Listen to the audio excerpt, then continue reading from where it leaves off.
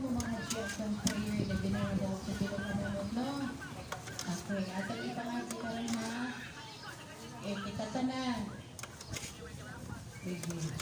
Pag-ampo alang sa proseso sa purifikasyon talagang sa Diyos, venerable Eupilo Kamuho.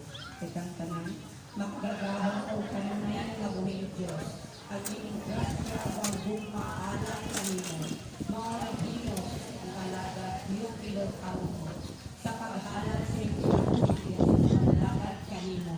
Isip pari o obispo. Usa ka kilabuhi sa pagdumili sa kaugalingon. Makanunayon sa pag-ampo o magyakabong sa lumpa, alang sa kabos o sa ginahanglan. Itugot ng inyong mga hiyas, maghatak at katanag, na makanunayon talag-ingnan, na makita sa simbahan, nangay sa ibayan sa kadunggaran sa altar. Isip timaan silang paayo, alang sa pagpasigurog ng imong alaga. Mapauksanon kami ng anhiyo kanino, ngayon itugot ka namo, kinin among di pangayo.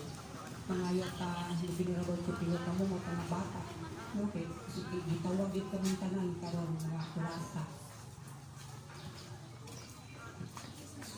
Sa ngalan ni Kristo ang Ginoo imong anak, nabuy naghari uban kanimo, diya sa kihusahan sa Espiritu Santo, Diyos hantod sa kanturan. Amen.